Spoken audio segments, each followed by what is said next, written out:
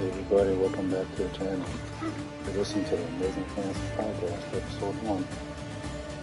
Those watching, listening on the hill, I appreciate you. Those watching, catching the stream at a later date, appreciate you. A couple of announcements before I begin the show. Sure to tune in live as I stream the classic Tomb Raider games 1, 2, and 3 remastered tomorrow morning. I'm not sure what time yet, but keep your eyes tuned to the channel.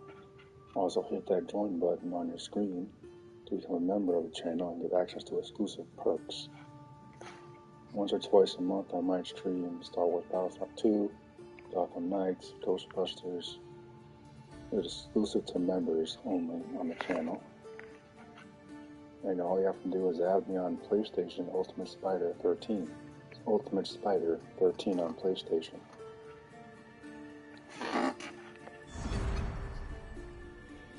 So a few days ago, Season 1, a couple of days ago, I want to say last week sometime, Season 1 of the Percy Jackson and the Olympians series concluded Season 1.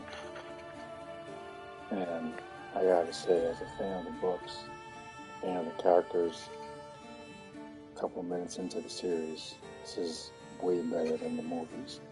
The movies were okay for the time, but they were really riding on the success of the Harry Potter series. But Percy Jackson is nothing like in the first place. Nothing like Harry Potter. The only thing they have in common is the coming of age type of thing, but Percy Jackson is very much rooted in Greek mythology, set in the modern world, whereas Harry Potter is, wizards and all that stuff. There's magic and stuff in Percy Jackson, but it's more like coming of age. A kid, basically, except the fact he's the son of a god, basically. And going on all these adventures, and there's like silly things in the books like playing volleyball to take out these monsters in the school one of the books. I think it might have been the third one. It's definitely not seeing monsters. But there's a lot more silly things in the books because Percy is like, 13 in the books? The movies, too, they were like in the 20s. The actors were like in the 20s. They were way too old for playing high school kids. Yeah, they were definitely riding on the success of the Harry Potter film, which makes sense. But at the same time, these are completely different beasts. And the TV show, I think, understands that. And they finally got it right. Which is why I think more of these book adaptations, these books, should be put on television and not film. Like, for example, with Fantastic Beasts, not to get off track, but Fantastic Beasts should have been on television, not film. It's a smaller story. Not everything needs to be about the end of the world, or like with Star Wars, the next friggin' Death Star again. It's okay to do smaller stories, and for the most part, Percy Jackson is a smaller series. There is like a overarching conflict with the gods of Olympus and whatnot, but from what I can remember, there's nothing that has grave consequences, at least not immediately. So, like, one of my favorite parts of the series is that you really get to see a lot of the in-between stuff that the movies didn't cover, the books cover. The movies skip over so much material. And they just gloss over the fact that he's the son of a god in the modern world. All the stuff that happens at camp, Half-Blood, and all that, it just completely glossed over in the movies. They just go from A to Z while worrying about B, C, D, E, and F. And I think that's why the movies were ultimately canceled after Sea of Monsters, I believe. I remember I saw Sea of Monsters in the theater. It was okay. I thought it was pretty good for the time. Then I went back and watched the first one. Then I started reading the books. And kind of in the back of my mind, I'm like, this would be a pretty good TV show if it was written correctly. Yeah, and lo and behold, I think it started in December last year, December, and I guess it concluded like maybe a week or two ago. Season 1. Season 2 has been confirmed. Going to be based on Sea of Monsters, the second book, Sea of Monsters, and there's no doubt in my mind it'll be better than the movie because the movie is a bloody mess. It's kind of a joke looking back on it. Again, a couple minutes into the show, and I'm like, wow, this is way better than the movie.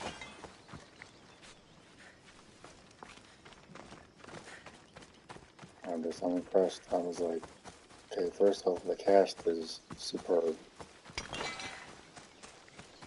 They cast actual kids in the role, which is exactly what Percy is supposed to be. You're not supposed to be a freaking 20-something-year-old dude like in the movies, or however Logan, I think his name is. No offense to the actors, but they were way too old to be playing high school kids. It was dumb. I still don't know if I really buy it being a lightning thief even in the show, because you barely see him in the show. And I'm like, okay, I need more time with that character before I ever buy into that. The movie was even worse, because he just shows up and he's like, I'm the lightning thief. It's like he just blurts it out. I'm like, there's no build up to it, there's no reason to care. He just says it and it's like, okay, I guess it's still fucking important. But like, at least in this, I don't know if I really buy being like a thief. It makes sense, he's the son of Hermes.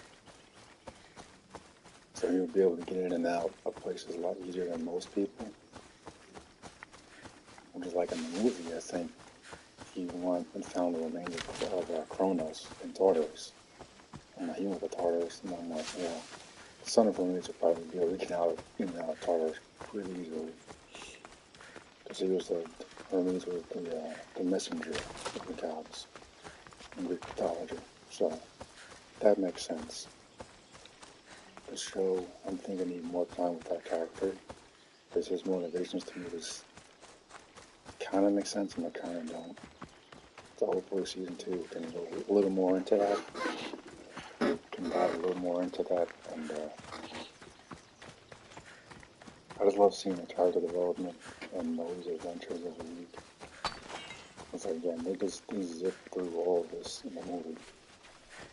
1 minute you're in Camp Hatfield, the next minute you're in the freaking underworld, or whatever, and I think we missed a couple things here.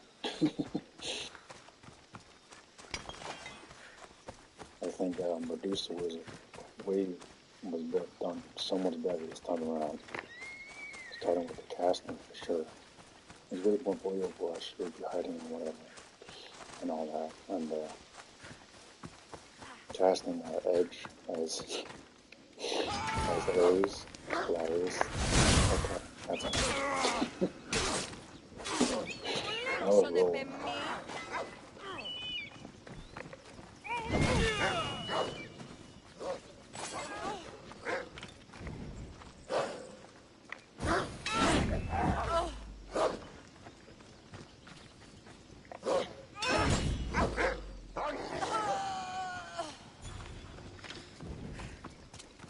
That's how it is in the books, though, because these gods, they blend in.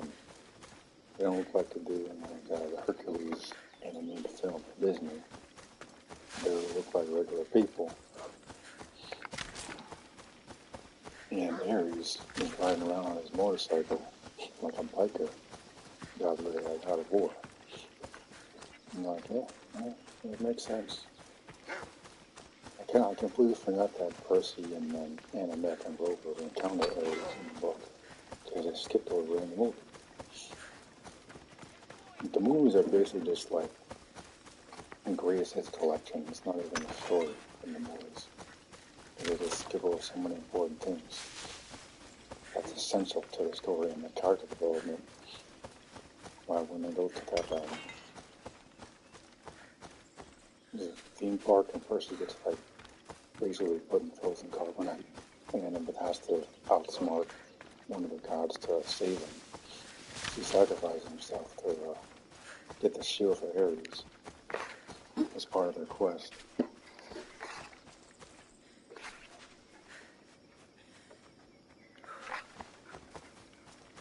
So I don't remember that in the books. I'm sure it's in there, obviously. Again, the show is a vast improvement over the films. The films, I think, were good at the time. It was a good attempt at an adaptation of the Percy Jackson books, but kind of was a swing and a miss. And I'm glad they managed to correct that error with this series, and I'm looking forward to seeing these characters as they grow and develop over time. So there's a lot of books in the Percy Jackson series. Some of them don't even involve Percy per se. Like there's another character, I don't remember his name, I think something Chase. And it still involves Greek gods and whatnot. Percy's not the main star in those books. And it's like the House of Hades and all that stuff. That's further down the line, but this show continues to be successful.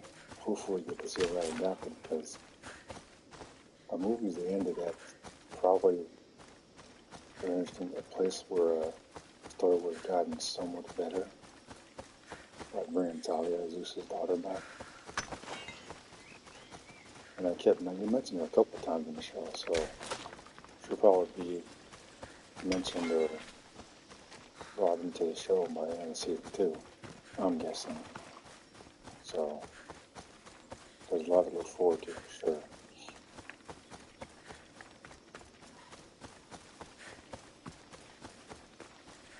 For one, I'm really excited for season 2. It's part of why I prefer television over film in some areas. Even though it's something like Star Wars, because Star Wars was made for film, at least originally. Look at something like The Mandalorian, that was obviously made for television, so I don't know how they're going to translate that character to film all of a sudden, from episodic material to a feature-length film. I don't think it's going to work, but what do I know? So if the Emperor Link was in there, Galactic Empire, pump out another stinker, I guess. Wouldn't surprise me at all.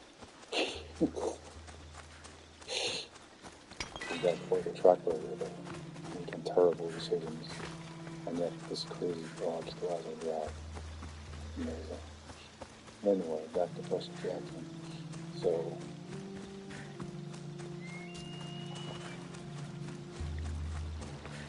I think, again, television is definitely the way to go for these book adaptations.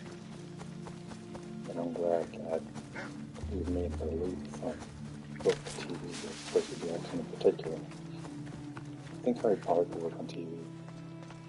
I don't think they need to remake the entire thing on television. I think for Harry Potter, branching out to other eras, like with Hogwarts Legacy or Fantastic Beasts, is the way to go for that on television, not film, television.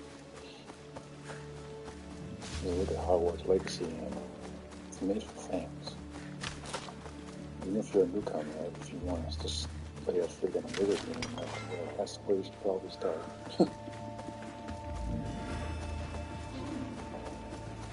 Sure, it's what game is part of the industry?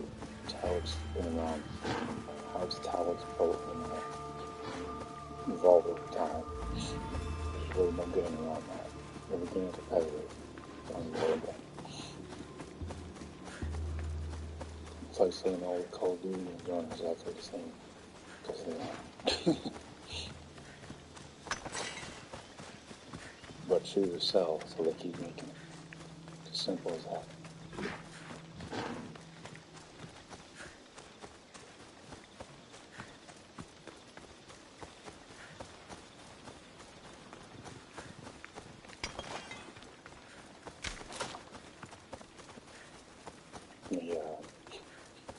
It's not as action-packed as one might think.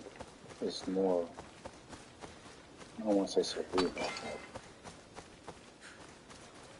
there's a lot more dialogue in the Percy Jackson books. It's not a straight-up, like, action-packed series. And I think people that don't know the books might shy away from that, but it's important stuff. Like, you learn a lot about the characters when they're interacting with each other, and when they're talking and whatnot. Something that I think a lot of movies have lost. Like the Marvel Universe, for instance. They don't really talk to each other anymore. They just do stuff. And now we got this, like, female revolution thing going on. And it's kind of ruining the brand from what it once was.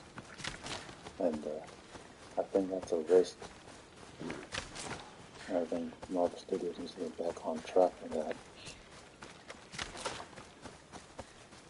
Hopefully they will. I mean, I doubt it. It's not looking too good for them. But Percy Jackson, as far as I'm concerned, the only way I can go from here is forward and make improvements along the way. I don't have too many critiques for this season because it's pretty much to a T what I was expecting. Like, when it was announced, I got so excited. I'm like, finally, I'm gonna get this done right. No more dopey films with glossing over all the important stuff, trying to get down to the nitty-gritty of what this should be.